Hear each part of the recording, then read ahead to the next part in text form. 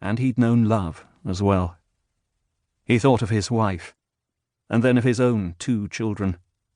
The daughter whose eyes had taught him part of the meaning of life on the day she'd been born 15 years ago.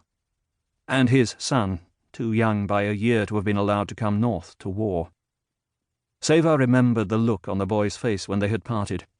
He supposed that much the same expression had been in his own eyes. He'd embraced both children, and then he'd held his wife for a long time, in silence. All the words had been spoken many times through all the years.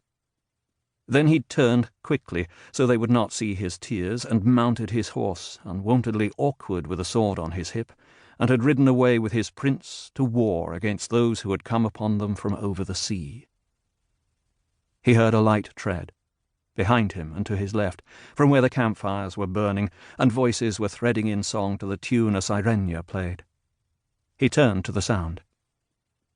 "Be careful," he called softly, "unless you want to trip over a sculptor." "Ysabel," an amused voice murmured, a voice he knew well. "It is, my lord prince," he replied. "Can you remember a night so beautiful?" Valentin walked over. There was more than enough light by which to see, and sank neatly down on the grass beside him. "Not readily," he agreed. "Can you see? Vidomne's waxing matches Ilarion's wane. The 2 moons together would make one whole." "A strange whole that would be," Ysabel said. "'Tis a strange night." "Is it? Is the night changed by what we do down here, we mortal men in our folly?" "The way we see it is," Valentin said softly, his quick mind engaged by the question. "The beauty we find is shaped, at least in part, by what we know the morning will bring." "What will it bring, my lord?" Ysabel asked, before he could stop himself. Half hoping, he realized, as a child hopes, that his dark-haired prince of grace and pride would have an answer yet to what lay waiting across the river. An answer to all those Ygrathan voices, and all the Ygrathan fires burning north of them. An answer, most of all, to the terrible king of Ygrath and his sorcery, and the hatred that he at least would have no trouble summoning tomorrow. Valentin was silent, looking out at the river. Overhead, Ysabel saw a star fall, angling across the sky west of them to plunge, most likely, into the wideness of the sea. He was regretting the question. This was no time to be putting a burden of false certitude upon the prince. Just as he was about to apologize, Valentin spoke, his voice measured and low so as not to carry beyond their small circle of dark.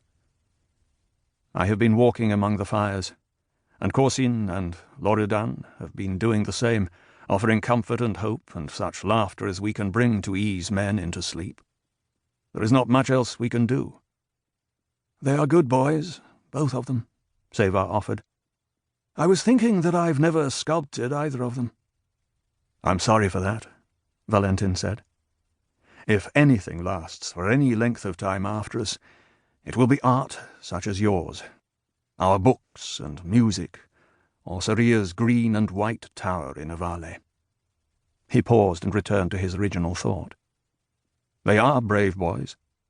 They are also 16 and 19, and if I could have, I would have left them behind with their brother. And your son." It was one of the reasons Ysabel loved him, that Valentin would remember his own boy, and think of him with the youngest prince, even now, at such a time as this. To the east, and a little behind them, away from the fires, a triala suddenly began to sing, and both men fell silent, listening to the silver of that sound. Ysabel's heart was suddenly full. He was afraid that he might shame himself with tears, that they would be mistaken for fear. Valentin said, "But I haven't answered your question, old friend. Truth seems easier here in the dark, away from the fires and all the need I have been seeing there. Ysabel, I am so sorry, but the truth is that almost all of the morning's blood will be ours, and I'm afraid it will be all of ours. Forgive me." "There is nothing to forgive," Ysabel said quickly, and as firmly as he could. "This is not a war of your making."